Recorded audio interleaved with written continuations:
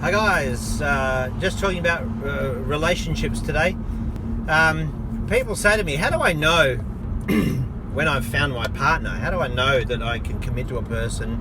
What are the sort of things I need to be looking for?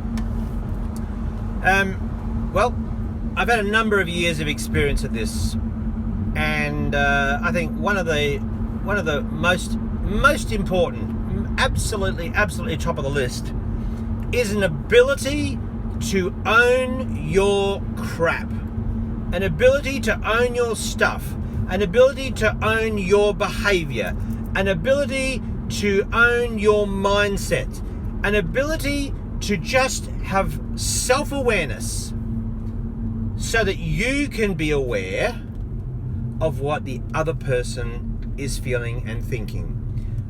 What I see in relationships is I see one aware person and the other person is way less aware.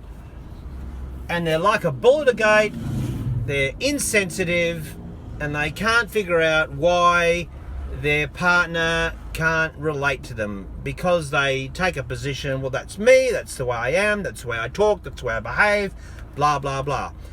If you are going to try and enter into a relationship with someone who is not willing to own their crap, and that is not apologize when they make a mistake, not own being responsible for the way they behave, the way they talk, the way they eat, the way they do stuff.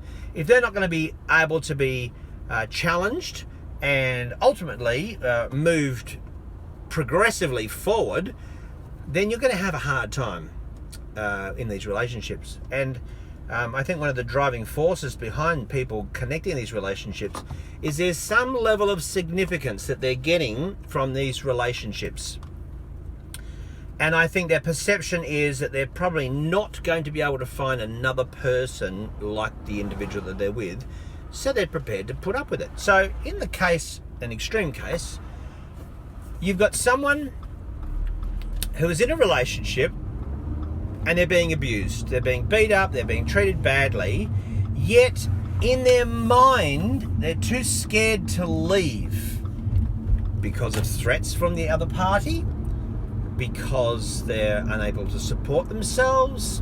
The list goes on. I think this is one of the biggest traps that people fall into, is they get a closed-minded perspective in these relationships, where they feel like they just can't survive without this abusive partner, and they stay there.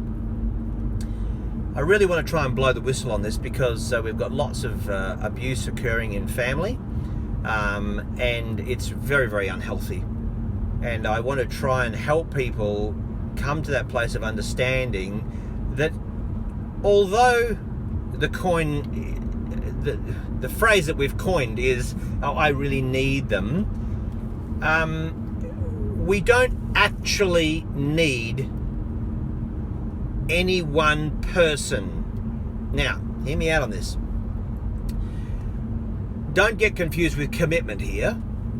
But if you're going to commit to someone, you want that person in your life. But you move into that place where you need that person in your life, then what will happen is you will engage an emotional connection to this relationship that will say to you, it will dictate to you, without this person, I'm nothing. I can't survive, I can't support myself, I can't do this and I can't do that.